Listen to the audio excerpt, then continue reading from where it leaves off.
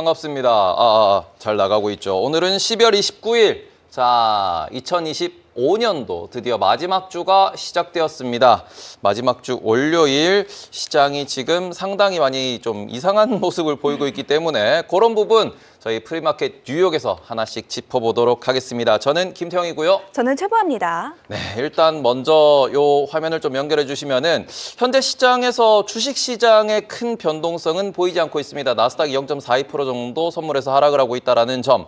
그래서 이런 부분에 있어서 나스닥 무슨 일 있어요라고 하기에는 다른 색깔들이 너무 많이 보인다. 은 가격이 2.78% 그리고 지금 백금과 팔라듐 같은 경우에 큰 변동을 보이고 있습니다. 팔라듐 10% 정도 하락을 하고 있는 모습을 보이고 있고요. 그런 오히려 유가 쪽은 또 올라오는 모습을 보이고 있는데 현재 차트를 살짝 보여드리면은 이게 코인 시장의 변동성입니다. 비트코인이 방금 전에 9만 달러까지 급등하는 모습을 보였다가 다시 또 한 서너 시간 만에 제자리로 돌아오는 이런 이상한 그러한 수급을 보이고 있는 중이고요. 그리고는 또 추가적으로 국제유가 같은 경우에도 금요일 날 급락했었는데 월요일 날 급등하는 모습을 보이고 있다. 그리고는 현재 이게 상당히 좀 걱정되긴 하는데 이게 무슨 일이죠, 보아 씨 이게? 네. 오늘은 귀금속 랠리가 고점을 찍고 잠시 쉬어가는 분위기를 나타내고 있는데요. 장중한 때 금선물은 4,550달러, 은선물은 무려 84달러를 돌파하며 역대 최고치를 재경신했지만 현재는 차익 실현 물량이 일부 나오면서 큰 폭의 조정이 보여지고 있습니다. 금선물은 현재 4,500달러를 하회한 4,480달러 선에서 거래가 되고 있고요. 은선물도 현재 3% 가깝게 급락을 하면서 75달러 선을 터치를 하고 있습니다. 백금 선물도 5% 넘게 급락을 하면서 현재 2,348달러 선에서 움직이고 있고요. 특히나 팔라듐 선물이 10% 넘게 빠지면서 2,000달러를 밑돈 1,810달러까지 내려갔습니다. 이와 함께 월가에서는 금속 투자의 열기에 대한 주의까지 촉구가 되고 있는 상황인데요. 여기에 대한 전략까지 오늘 이 시간을 통해서 짜보도록 하겠습니다. 네, 그러면은 오늘도 저희 게스트와 함께 이야기 나눠보도록 하겠습니다. 송재경 디멘전 투자자문 대표님 나오셨습니다. 대표님 어서 오세요. 네, 안녕하세요.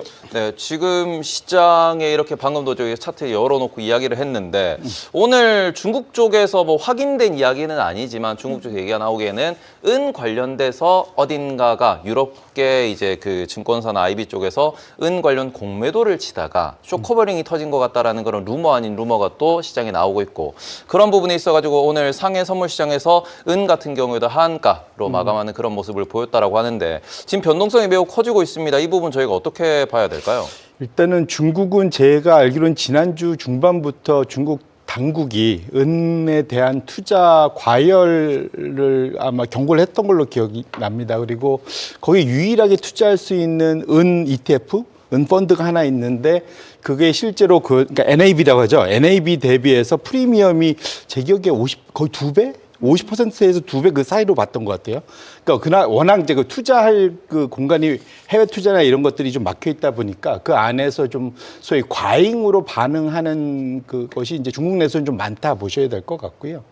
그리고 뭐 이미 지난주에도 뭐 은 얘기 우리 한번 똑같은 이 시간에 했었지만 이게 뭐랄까요? 지금은 이제 이게 이런 거죠. 이제 한 손에는 이제 이런 겁니다. 한 손에는 차트를, 한 손에는 루머를 들고 이렇게 이제 투자를 해야 되는 사실은 그런 상황 정도. 무슨 펀더멘탈이나 이런 걸로 논하기에는 소위 이제 그 가격의 움직임이 너무 과격합니다. 사실. 그리고 또 이게 아시겠지만 이제 크리스마스 전후로 거래량이 극단적으로 좀 줄어 있는 소위 그 얇은 시장이라고 그러잖아요. 이게 그래서 거래량이 누군가가 조금이라도 조금 크게 움직이면 급격하게 반응을 하기 때문에 역으로 말하면 현재 가격에 소위 이제 우리가 이제 시장에 얘기하는 가격 발견 기능 이게 되게 약화돼 있는 상황입니다. 그래서 그렇게 놓고 보신다면 현재 그 가격 수준에 대해서 너무 큰 의미를 부여하는 것 자체가 오히려 또 우를 범할 수도 있겠다.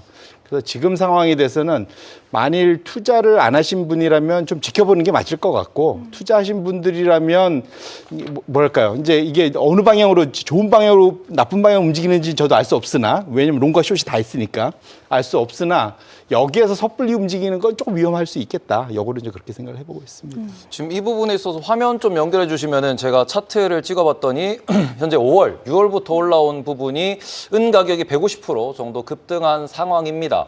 그런데 보통 이렇게 뭔가 하나의 자산이 약간의 수급이 몰린다든지 아니면은 투기적 현상으로 급등을 하는 과정에서 조정이 나오면은 그때 항상 우리가 이제 투자자 입장에서 생각을 할 때는 얘들이 올라가다가 빠지네. 그럼 다른 애들이 올라온다 그러면은 이게 수급 패턴이 이어진다 혹은 순환매 관점으로 보면서 장이 무너지는 건 아니구나라고 볼 수 있겠지만 지금 앞서서도 보여드렸지만 오늘 그나마 크립토가 이렇게 은이나 팔라듐이 하락하는 과정에서 크립토가 올라와 주는구나라는 그런 느낌이 오전 중에 있었다라고 하면은 현재 상황에서는 얘들도 지금 상승분을 다 반납하고 있고, 그러니까 시장에서는 지금 그나마 유가가 좀 올라오는 건가? 근데 에너지 가격이 올라오면 좀 부담스러운데? 라는 생각도 들 수 있잖아요. 그러니까 이게 순환매로 잡힌다 그러면은 그나마 쟤들끼리만 이렇게 좀 주거니 받거니 하는 거다일 텐데 지금 시장 분위기를 보시더라도 이 시장 분위기가 같이 조금 주식 시장도 좀 뭔가 이상한데? 라는 느낌으로 좀 떨어지고 있는 분위기란 말이죠. 그러니까 이렇게 되면 투자자들이 많이 불안해하실 것 같은데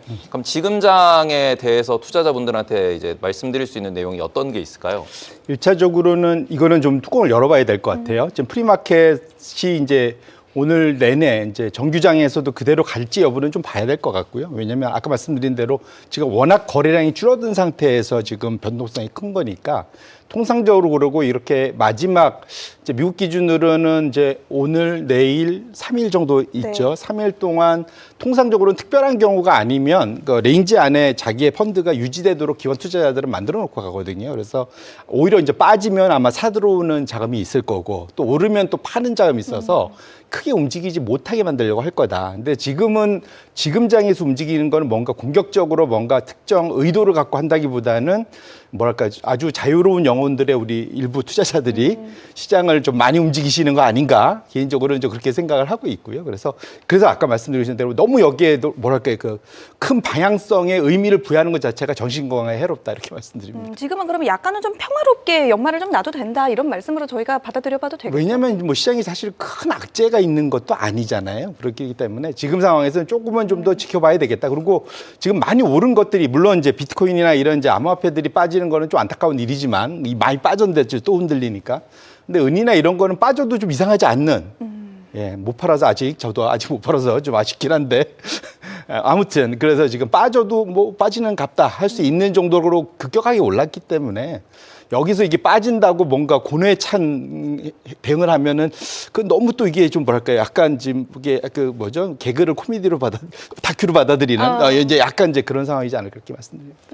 네, 지금 근데 보니까 뭐 여전히 아직은 팔지 못했다라고 이야기를 해주시는데 요 차트 조금 띄워주시면은 제가 보니까 여전히 은이 아직도 5일선 위에 저희가 이제 아까 한 손에 차트를 한 손에 루머를 들고 투자를 해야 된다고 하셨는데 차트 관점으로 보니까 아직 이제 금요일 급등분도 다 토해내지 않은 상황이다.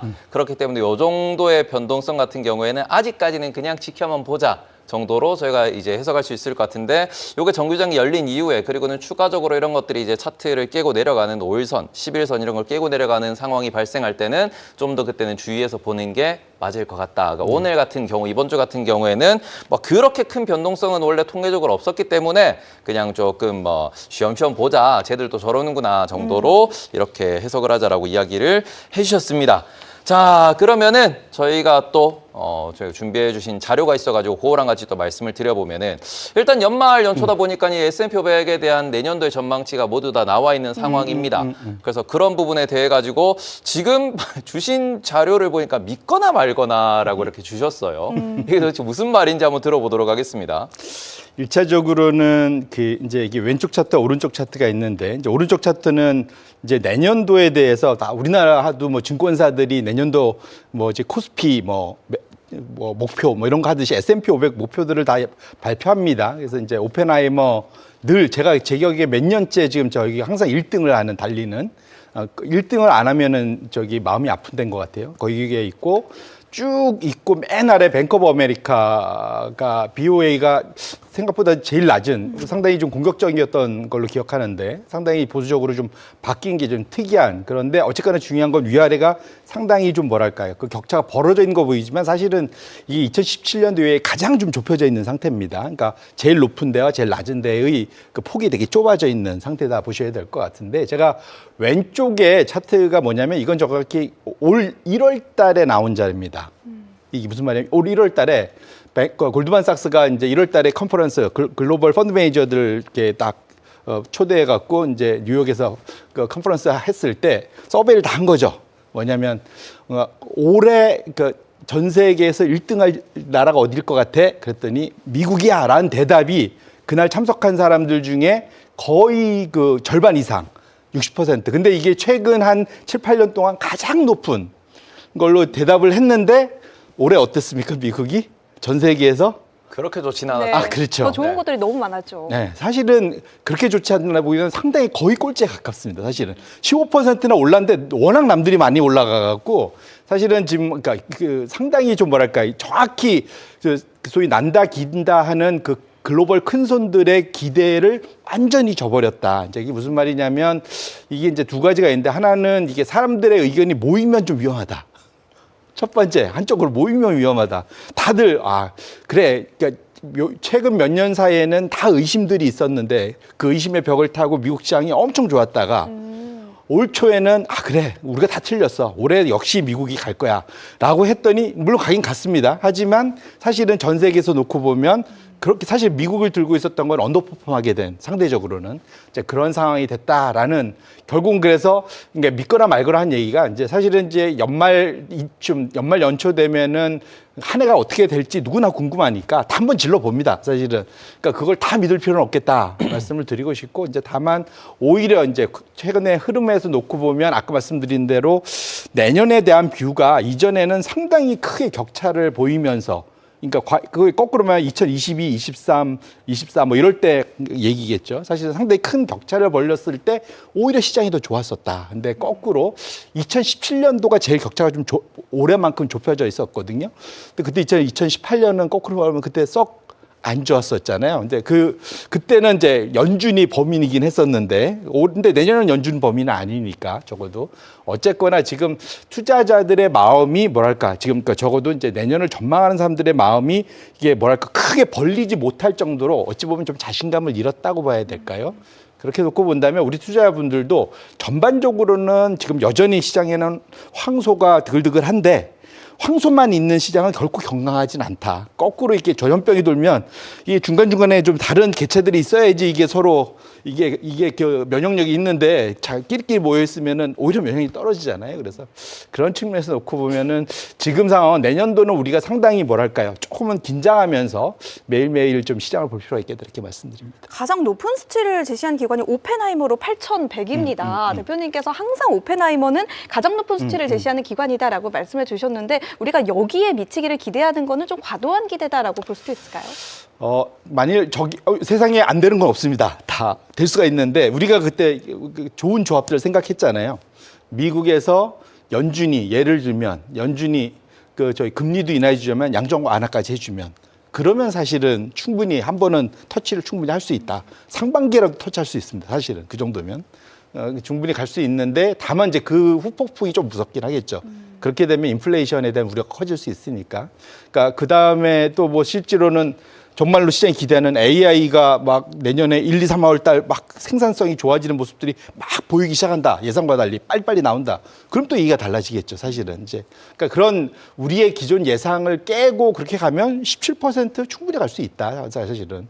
근데 다만 지금 사실 아까 우리가 했던 거는 상당히 뭐랄까 그럴 확률이 되게 낮은 거잖아요. 그래서 그렇게 놓고 본다면 지금 평균적으로 내년도 한 10% 보는 것이 뭐 사실은 어찌 보면 약간은 좀 사람들이 비겁해져 있는 걸 수도 있고 그리고 결정적으로 빠진다는 사람이 없어요. 작년만 해도 그래도 제 기억에 한 5 증권사 뭐 5 하우스 정도는 마이너스를 얘기한 데들 있었는데 올해는 아무도 없다. 그러게요. 예, 이제 그거 좀 뭐랄까 섭섭하다. 그런 사람들이 있어야 시장은 좀 건강하게 계속 올라가는데 너무 한쪽으로만 몰려 있는 게 이제 사람들이 지친 것 같아요. 좀 빠진다 했는데 안 빠지니까 사실은. 그래서 역으로 이렇게 모든 사람이 어떻게든 플러스가 나서 올라간다고 하면 상승 탄력이 혹시 둔화되는 거 아니야? 라는 걱정이 개인적으로 좀 드는 상황이다 이렇게 말씀드립니다. 이게 저도 작년, 재작년을 생각을 해봤을 때는 이렇게 내년도에 대한 전망치에 있어가지고 좀 보수적으로 얘기했을 때 특히 작년 같은 경우에는 오르면은 뭐 한 6,300, 400 정도 갈 수 있을 것 같은데 본인들은 레인지를 4,800부터 뭐 6,500을 잡겠다. 이런 것들이 되게 많았었거든요. 근데 올해는 보고서를 제가 챙겨본 몇 군데를 봤을 때 떨어진다라는 이야기가 없었던 게 좀 특징적인 것 같기도 해요. 레인지 맞습니다. 자체를 잡더라도. 맞습니다. 예. 이제 그런 부분에 있어가지고 좀 뭐 상승을 크게 잡은 건 아니지만 하락에 대한 이야기가 전혀 없다. 그런 부분이 조금 섭섭할 수도 있다라는 이야기도 해주셨고, 그러고는 제가 생각했을 때는 근데 상승 여력 자체를 그렇게 높이 잡은 것 같지 않다. 이거 화면 좀 띄워주시면은 지금 보니까 골드만삭스도 10% 정도고요. 시티도 한 11% 정도고요. 모건 스탠리 같은 경우는 한 13% 정도이기 때문에 이게 과거에 올라오던 그 나스닥 S&P 500의 상승 여력, 상승 추세 힘으로 놓고 봤을 때는 상당히 이제 상승세가 꺾인다라는 부분에 맞습니다. 시장에서 좀 이야기를 하는 것 같다. 계속 두 자릿대 특히 뭐 20%씩 올라오던 그런 장을 내년엔 10% 갈 것 같아요. 라고 이야기를 하는 거기 때문에 이런 부분에 대해서 앞서 이제 약간 좀 치사할 수 있다? 약간 이렇게도 표현해 주신 것 같은데, 그런 부분에서는 요거를 시장이 좀 내년장을 약하게 본다라고 해석하는 게 맞을까요? 멀티플 고평가에 대한 부담이죠. 사실은 시장이 올라가는 건 크게 두 가지잖아요. 이익 증가율, 그다음에 멀티플 확장, 이 두 가지인데 사실은 그 시장이 우리가 막 불을 뿜다 하는 건 이익 증가를 쫓아서 올라가는 것보다는 멀티플 확장이 사실은 단기간 쫙 시세를 뽑거든요. 근데 통상 지금 멀티플이 지금 미국이 지금 예상 이익 기준으로 22배 거의 이제 피크 멀티플이라고들 예상을 하고 있기 때문에 아마도 저걸 뽑아낼 때는 대부분 아마 2026년도 EPS 증가율 정도만 아마 반영한 거 아닐까, 개인적으로 보면 그거 아닐까 좀 싶고요. 사실은 이제 그걸 풀리 다 반영했느냐 아니면 그것도 하반기로 가면 좀 알 수 없어 하면서 조금 줄였느냐, 그리고 중간에 한 번 더 몇 번 올릴 수 있으니까 사실은 저게 1년 내내 가는 숫자는 아니니까요. 근데 적어도 지금 상황에서는 아마도 제가 딱 느껴지는 거는 아마 이제 고평가에 대한 불담 때문에 멀티플이 확장되기는 어렵고 이익 증가 정도가 얼마나 나타나냐, 혹시라도 이것이 우리 예상과 달리 중간에 가다가 덜 나오면 그러면은 처음부터 세게 질렀다가는 내가 혼자 맨 앞에 가 있을 수가 있겠다, 이런 걱정들 때문에 아마도 한 두어 번 변화를 줄 생각을 하고 아마도 한 게 아닐까, 저 개인적으로 그렇게 미뤄 짐작을 해봅니다.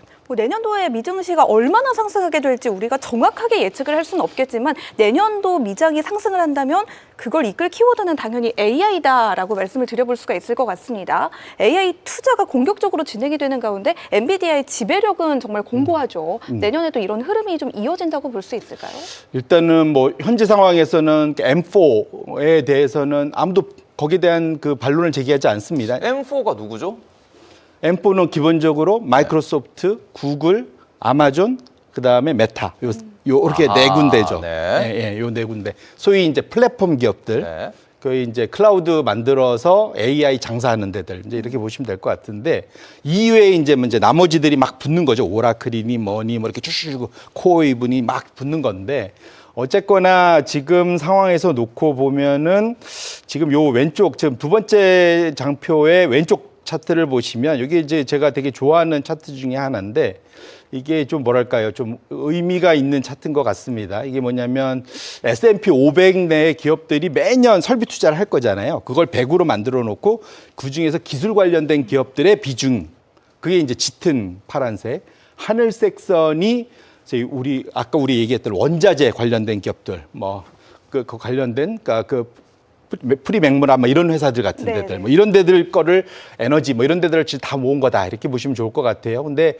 확실한 것은 둘이 마치 데칼코마니처럼 서로 약간 맞잡는 게 있죠. 그래서 이거 제목이 이거 오리진은 탑다운 차트에서는 그러니까 소위 뉴 이코노미, 올드 이코노미 이렇게 제목을 정합니다. 통상. 그래서 저희 짙은 파란색이 뉴 이코노미에 대한 설비 투자 비중, 아래는 하늘색은 올드 이코노미에 대한 이제 설비 투자 비중, 이렇게 보시면 데칼코마니처럼 확실히 움직이는 게 신기하고, 소위 1차 피크가 언제였냐면 2000년도 기가 막히게 닷컴 버블 때, 그때 픽 찍고 쭉 아래로 내려왔죠.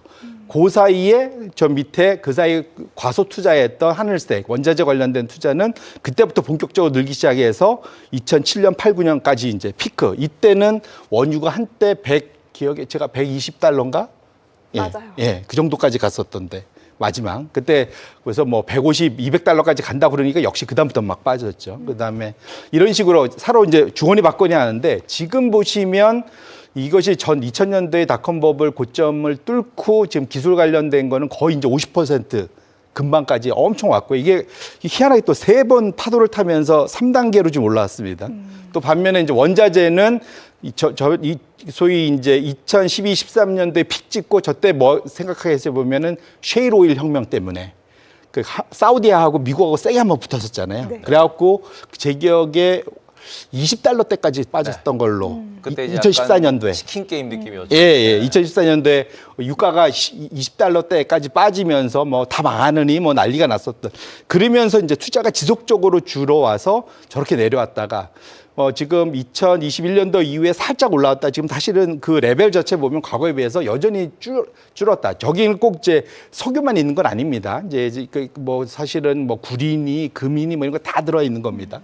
결론적으로는 전반적으로 원자재와 관련된 실물 자산을 기존적으로 기초적으로 만드는 업스트림 마켓에 대한 투자가 상당히 부족했다는 걸 우리가 확인할 수가 있고요. 반면에 저 위에 기술과 관련해서는 워낙 인기가 좋았기 때문에 사실 미국의 지난 14년간의 올해까지의 그러한 긴 강세장은 다 기술주들의 흐름이었잖아요. 빅테크 주도에.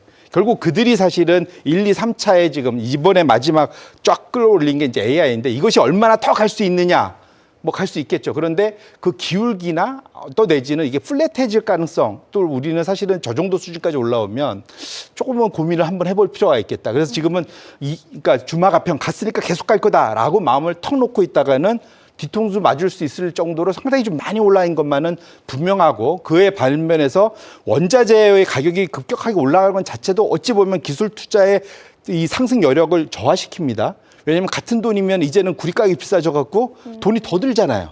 뭐 이런 것들, 그런 것들. 그다음에 저렇게 투자를 많이 하다 보니까 내년도에 우리 아까 말했던 M4가 사실은 전통적으로 잘해오던 게 자사주 소각인데 지금 최근 3분기 연속 보니까 자사 소각이 조금씩 줄고 있더라고요. 보니까 절대 규모가.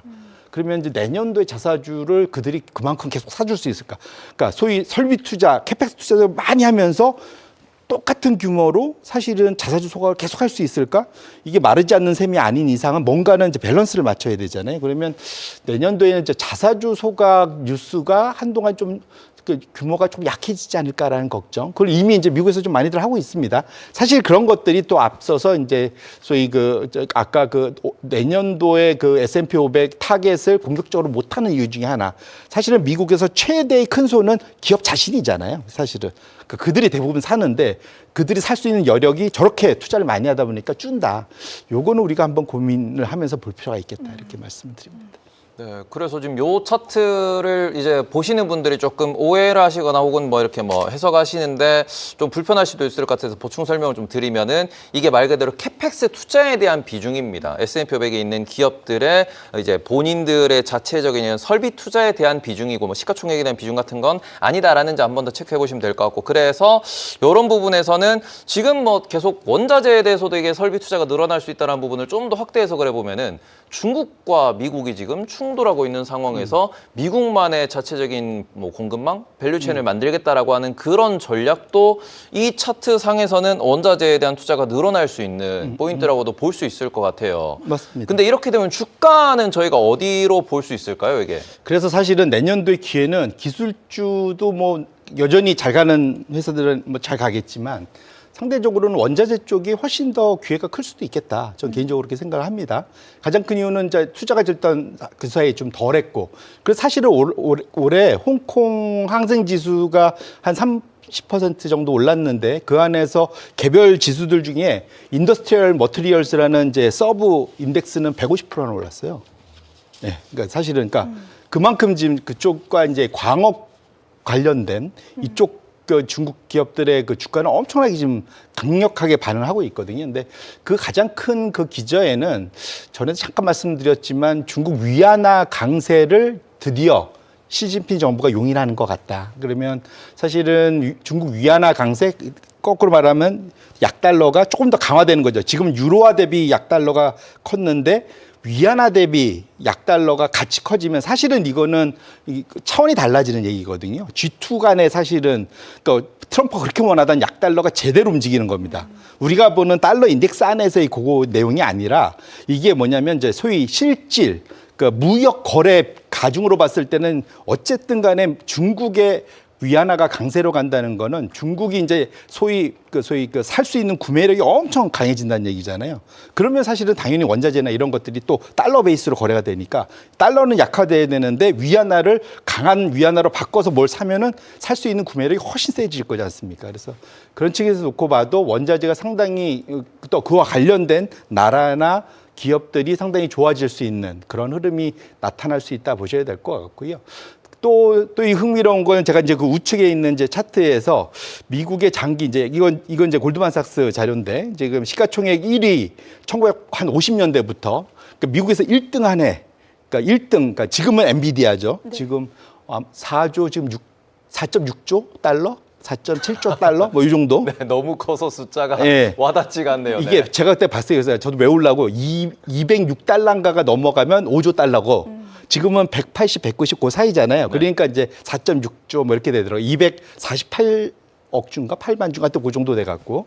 그래서 지금 보시면 지금은 엔비디아인데 그전에는 회색인 애플이었고 중간에 마이크로소프트 끼어 있습니다. 근데 아까 말씀드린 대로 2012년에 잘 기억하시겠지만 유럽 소위 그 금융위기. 네. 그때부터 미국이 이제 달리기 시작했거든요. 이제 빅테크 위주로. 그러면서 애플, 마이크로소프트, 다시 애플, 엔비디아 순으로 지금 1등을 바꿔가면서 지금 기술주가 지속적으로 1등을 놓치지 않고 쫙 14년간 좀 끌고 왔단 말이죠. 근데 과거에도 보면은 지금 한 회사가 오래 가는 경우는 옛날에 GM 정도가 상당히 그러니까 50년대에 좀 길게 있었고, 그 다음에 AT&T나 IBM이 그 다음에 한 번 있었고, G가 또 일부 있었고, 근데 엑손모빌이 중간중간에 한 번씩 유가 움직일 때마다 한 번씩 있습니다. 그 외에는 사실은 대부분 사실은 기술스러운 종목들이 다 상위권에 있다 보시면 좋을 거예요. 1등을 하고 있는데 흥미로운 건 저 때 항상 보시면은 1등은 하는데 이렇게 떨어지면서 1등을 하면 재미가 없어지죠.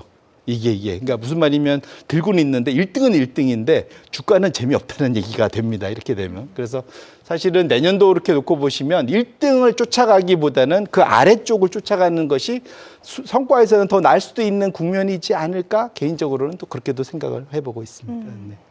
네, 그리고 요 차트 보니까 갑자기 기억나는 게 하나 있는데 아마 IT 버블 그 직전 90년대부터일 거예요. 지금 여기에서 1등을 뭐 몇 번 못한 기업들이긴 한데 차트 열어주시면은 마이크로소프트가 여기 눈에 띄거든요. 근데 실제로 요거를 이제 2000년대부터 계속 확인해 보시면 마이크로소프트가 1등은 못했지만 항상 2등은 있었다. 그렇죠. 맞습니다. 마이크로소프트가 정말 대단한 기업이었다. 지금도 마이크로소프트가 시가총액에서 3등 뭐 이렇게 왔다 갔다 하고 있는데 마이크로소프트가 의외로 정말 꾸준한 기업이다라는 그런 기억도 살짝 나는 그런 차트였습니다. 자, 그리고는 일단 뭐 이렇게 좋은 얘기들 혹은 뭐 내년도에 대한 AI 얘기도 했는데 제가 요 먼저 자료를 받아봤을 때 이거는 진짜 오늘 좀 길게 이야기를 하고 싶다라는 내용이 있었어요. 뭐냐 그러면은 내년도에 우리가 시장을 봤을 때 한 5가지 정도의 위험 요인에 대해서 지금 시장에서 이야기를 하는데 요거 아주 재밌을 것 같아요. 이 부분에 대해서 조금 설명을 부탁을 드려야 될 것 같습니다. 네, 이제가 겁을 주려고 제가 이걸 갖고 온 건 아니고요. 그러니까 항상 투자자들은 현 시점에서 걱정을 합니다. 그러니까 이것이 내년도라기보다는 지금 상황에서 제일 걱정된 게 뭐냐라고 보시면 좋을 것 같아요. 항상 설베이라는 건 그렇게 보셔야 된다. 그것이 대단한 건 아니다라는 걸 좀 말씀드리고 싶고, 두 번째로는 어쨌든 도이치방크가 적절한 시점에서 글로벌 투자자를 상대로 너 지금 현재 내년에 제일 걱정되는 게 뭐야 물어본 거죠, 한마디로. 거기에 대해 역시 넘버원은 다들 잔뜩 들고는 있지만 AI 주 다 들고 있지만 꽉꽉 채우고 있지만, 왜냐하면 아이러니하네요. 네, 그렇죠. 그러니까 걱정되는 거예요. 안 들고 있으면 그렇게 걱정하겠습니까? 꽉꽉 채우고 있으니까 걱정을 하는 거예요. 그러니까 사실은 지금 글로벌 펀드 매니저들 뱅크 오브 아메리카가 매달 조사하는 거 보면 역대급으로 현금 비중이 제일 낮잖아요. 그러니까 그만큼 꽉꽉 채우고 있다는 얘기거든요. 그래서 AI 열기가 혹시라도 우리가 약간 오라클이나 이런 데 때문에 봐서 깜짝깜짝 놀랐는데 이게 혹시 냉각돼 갖고 이쪽이 빠지면 내가 지금 제일 많이 들고 있는 부분에서 타격이 입을까 봐 걱정. 1번이라는 거죠, 사실은. 웬만한 투자자는 비슷할 것 같아요. 다 똑같을 것 같고 1번. 네, 여기서 열기 냉각이라고 적혀 있는데 네. 열기 냉각은 우리가 어떤 포인트를 볼 수 있을까요, 일단? 결국은 지금은 열기라는 거는 뭐냐면, 그러니까 모든 사람이 다 타버리는 거죠. 이게 열기잖아요, 지금 사실은. 그게 좀 과도하다는 의미일까요? 그렇죠. 그러니까 이거 아까 말한 대로 이제 소위 안 가리는 거죠. 뭐든지 다 가는 거죠. 그러니까 AI라는 것만 붙으면 가는 거, 이런 느낌. 이게 이제 열기인데 이제 냉정하게 따지기 시작하면 그러면 좀 냉정해지는 거죠. 온도가 이제 정상으로 내려오는 거잖아요. 그러면 이제 사실 주가는 좀 재미없어집니다. 상대적으로. 근데 거기에서 이제 냉정하게 돼서 너 이거 되겠어? 이제 이렇게 하기 시작하면은 저 빠질 수도 있겠죠. 사실은 이제 그거에 대한 걱정이 분명히 있는 거다 보셔야 될 것 같고요.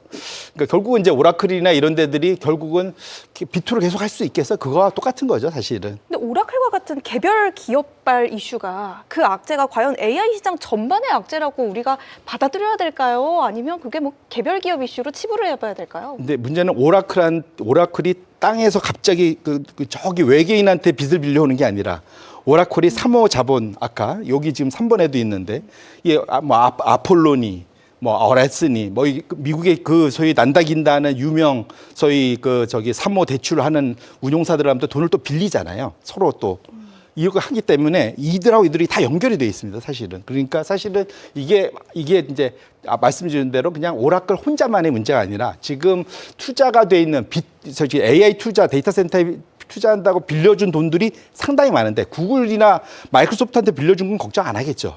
근데 이제 오라클이나 코이브나 이런 데 빌려준 거 걱정하기 시작하면 상당히 이제 뭐 상당히 그러니까 4개 기업만으로 갈 수는 없으니까 나머지 기업들 엄밀히 말하면 메타하고 아마존도 사실은 부채가 많습니다. 그러니까 소위 오프 밸런스 시트라는 거를 합쳐보면은 지금 네캐시 아니라고 지금 얘기가 하거든요. 그러니까 지금 유일하게 구글이랑 마이크로소프트만 네캐시고, 그러니까 수령금 기조고, 나머지는 이미 그 합쳐보면은 네캐시가 아니다. 왜냐면 그거를 내가 솔직히 내 거에는 안 넣어놨지만, 그러니까 대찰대표 부채 부분에다가 넣지는 않았지만 실제로는 이거 못 갚으면 내가 대신 갚게 돼 있거든요, 보통. 그러니까 실제로 넣어야 돼. 회사를 특수목적 회사를 다 설립해가지고 그렇죠, 어찌 보면 그렇죠. 페이버 컴퍼니를 만들어서 맞습니다. 그쪽으로 투자를 받고 있는데 이게 XAI도 마찬가지고 메타도 마찬가지고 그렇죠.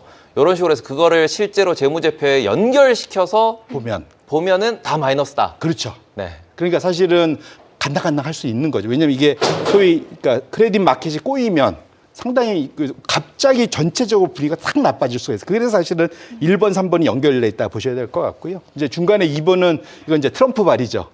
이제 그러니까 제가 되겠지만 내년 2월에 지역 연원장 다 바뀌고 그 당시에 이제 그 당시 이미 이제 신임 연준 의장도 결정돼 있어서 5월에 들어와서 으쌰으쌰 해갖고 너무 공격적으로 해버리면 시장이 깜짝 놀랄 수도 있겠다. 근데 사실은 그걸 오히려 시장은 걱정을 한다. 오히려 이거 인플레 이거 너무 빨리 오는 거 아니야? 이런 걱정. 이제 그것이 이제 2번이고 그것이 5번하고 4번에도 연결이 됩니다. 다 채권 시장에 대한 얘기인 것 같아요. 지금 맞습니다. 2번, 4번, 5번이. 근데 뭐 물론 뭐 공격적이라고 하면 또 모르겠지만 금리 인하 발언 어떻게 보면 뭐 호재가 될 수 있다고 볼 수도 있지 않을까요? 그러니까 지금 이제 그 걱정하는 이유가 뭐냐면 공격적인 금리 인하가 혹시라도 지금 그러니까 인플레이션을 공격적으로 건드려 버리면 거기에 대한 우려 그리고 이것이 혹시라도 이것 때문에 깜짝 놀라서 장기 금리가 오히려 튈 수도 있거든요. 역으로. 네. 그것이 그렇게 보면 이게 작용 반작용이라서 단기 금리는 끌어내렸는데 장기 금리는 너무 위로 튀어버리면 이런 것도 사실 부담이 됩니다. 그리고 결정적으로 장단기 금리 차가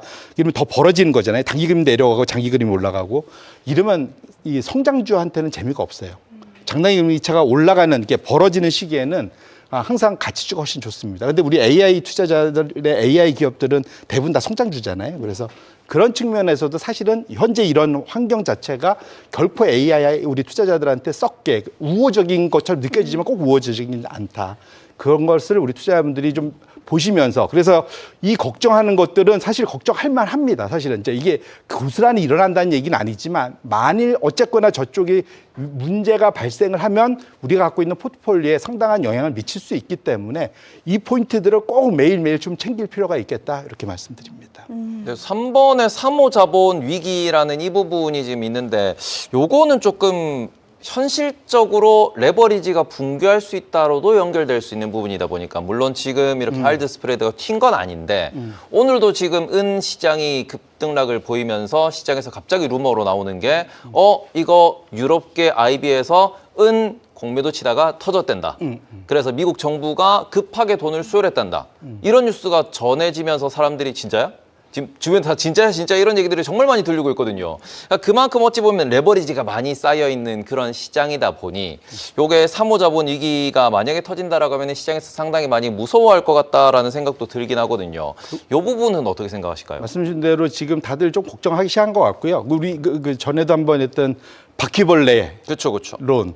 그래서 한 마리가 있으면 더 많이 예, 있다. 거기에 하나 더 더해서 흰개미론까지 제가 말씀을 드렸는데, 근데 어쨌거나 그걸 다 넘어서 재밌는 거는 지난주 주말 동안 나온 그 파이낸셜 타임즈 뉴스 혹시 찾아보시면 나오겠지만 아폴로에서 말은 뭐 지금 우리 사모 대출 시장 문제 없어 단단하게 우리 하고 있어 말은 그렇게 해놓고 실제로 내부적으로는 투자자들하고의 그 커뮤니케이션 실적 발표회 하면서 실제로는 지금 우리 위험 자산 줄이고 있다. 네, 많이 줄여서 현금화한다라는 얘기가 나왔었거든요. 맞습니다. 현금 네. 그 얘기는 그 산모 자본 시장에서 거의 탑이거든요. 네. 아폴로가. 근데 그 회사가 몸을 살린다는 얘기는 내년 시장에 대해서 녹록지 않게 보고 있다. 이 크레딧 마켓 쪽에 대해서 그걸 방증하는 거기 때문에 그렇게 두고 보면 우리 투자자분들도 지금 뭐랄까요, 그러니까 막 모든 것이 그러니까 목숨 걸고 용감하게 달려갈 때는 아닌 것 같다. 그러니까 조심조심 몸 사려가면서 내년에는 돌다리도 되게 두들겨가면서 이렇게 징검다리도 두들겨가면서 이렇게 건널 필요가 있겠다 이렇게 말씀드립니다. 돌다리도 두들겨 보는 김에 원자재 시장의 돌도 한번 좀 두들겨 보도록 하겠습니다. 내년도에 가장 좀 피크를 찍을 만한 자산으로 원자재다라는 말씀을 아까 해주셨는데 오늘 CNBC에서 과도하게 상승한 은은 매도하고 그 돈으로 금을 매입하는 게 좋다라는 분석이 나왔습니다. 금과 은을 우리가 이제는 동일한 자산으로 보면 안 될까요? 혹은 여전히 좀 같은 방향으로 가는 원자재라고 볼 수 있을까요? 방향성은 같다고 봐야 될 것 같고요. 제가 그때 말씀드린 대로 금은 비율이 사실은 제 그 레인지가 있다고 말씀드렸고 그게 그나마 우리가 바로바로 볼 수 있는 지표이기 때문에 소위 이제 일종의 약간 롱숏 같은 느낌으로 가져갈 수는 있을 것 같고요. 근데 조금 더 원자재 시장 좀 크게 보면 금은 한 덩어리, 이건 귀금속 쪽이고 그 다음에 사실은 구리 봐야 되고 구리 보고 이제 나머지 쪽 아래쪽으로 가서 산업금속 나머지들 이런 형태로 보시는 게 맞을 것 같고 그렇게 놓고 본다면 지금은 오히려 사실은 올해도 사실은 은 자체도 많이 올랐지만 은광 업체들 순수 은광 업체들이 훨씬 더 많이 올랐습니다. 이제 그런 식으로 금도 금광 업체들 주가 뭐 비슷하게 좀 오르긴 했지만 오히려 금광 업체가 지금 상황에서는 오히려 조금 더 마음 편한 캐시플로가 있기 때문에 그런 수도 있지 않을까? 좀 개인적으로 저는 그렇게 생각을 하고 있습니다. 아까 댓글에서 어떤 분이 원자재 기업이라고 한다면 어디에 투자하는 게 가장 좋냐고 질문을 주셨는데 뭐 역시나 뭐 뉴몬트, 프리포트, 맥모란 우리가 이름을 한 번쯤 들어본 그런 기업들일까요? 당연히 그렇고요. 그게 이것저것 헷갈리시면 그냥 ETF 사시는 게 가장 마음이 편한. DBB 뭐 이런 거. 네. 그리고 또 한 가지 제가 원자재 얘기 나왔으니까 궁금한 거는 어제자로 또 보고서가 주말에 또 나왔는데 이제는 은이나 금과 같은 기금속을 보기보다는 실제로 우리가 AI에 들어가는 구리에 대해서 투자를 할 때다라는 이야기도 나왔었거든요. 그러니까 내년도에는 오히려 구리가 올해의 은처럼 금처럼 급등하는 모습을 보일 수도 있다라는 이야기까지도 나오고 있던데 구리는 어떻게 보실까요? 충분히 가능한 얘기고요. 왜냐하면 은도 지금 4년째 그냥 순수하게 수급만 놓고 보면 생산과 수요 두 개만 놓고 보면 4년대 쇼티지입니다. 구리도 마찬가지거든요. 지금 구리도 지금 워낙 투자를 안 한 지 오래돼서 상당히 지금 쇼티지 상황은 분명하고 더군다나 지금 지역별로 분리가 돼 있어갖고 이게 왔다 갔다가 자유롭지가 않아요. 상대적으로. 그러다 보니까 사실은 또 다른 트랜잭션 코스트가 올라가고 있기 때문에 그렇게 놓고 본다면 구리 가격은 당연히 지금 구리는 앞으로도 계속 필요해. 꼭 AI가 아니더라도 필요한 상황이기 때문에 그런 측면에서 놓고 본다면 결국 구리에 대해서는 장기적으로 긍정적인 뷰를 가져가는 것은 상당히 중요하다. 그리고 그것은 또 제가 전에도 말씀드릴지 모르겠는데 원자재 시장의 이 금융시장에서 거래라는 규모가 주식의 채권에 비해서 너무 작아요. 그래서 이쪽에서 돈이 조금만 빠져서 일로 오면 그러니까 오버슈팅하기 딱 좋은 시장이 여기입니다. 은을 보시면 바로 튀어나오잖아요. 그래서 사실은 시장 규모가 작기 때문에 이 작은 것을 많은 돈이 쫓다 보면은 가격은 상당히 튈 수가 있다. 그런 측면에서 놓고 보면 원자재 시장에 대해서 우리가 지속적으로 관찰할 필요가 있겠다 이렇게 말씀드립니다. 네, 그래서 오늘 뭐 많은 이야기를 들었는데 제 머릿속에 남는 거는 일단은 내년도에 주의해야 되는 그 부분에 있어서 장기 국채 시장에 대해서 장기 국채 금리가 튀었을 때는 시장이 조금 우려를 뭐 표할 수도 있다. 그리고는 AI 관련돼 가지고 여전히 이런 뭔가 열기 같은 게 냉각됐을 때 움직임이 조금 발생할 수 있는데 그런 부분에 있어 가지고도 아직까지는 뭐 시장이 전반적으로 26년을 약하게 보긴 하지만 여전히 상승 쪽으로 보고 있기 때문에 변동성만 주의하고 조심조심하되 시장을 떠날 때는 아니다. 약간 이렇게 정리해서 오늘 말씀드리면 될 것 같은데 혹시 뭐 코멘트 더 남기실 만한 게 있을까요? 맞습니다. 시장은 떠나는 순간, 소위 내가 타이밍을 맞추려고 하는 순간 망합니다. 그러니까 어떻게든 작게라도 항상 거기 머물러 있어야 된다 말씀드리고 싶습니다. 네, 알겠습니다. 그래서 저희 오늘 송재경 디멘전 투자자문 대표님과 이렇게 이야기 나눠봤고요. 오늘도 나와주셔서 정말 감사드립니다. 고맙습니다.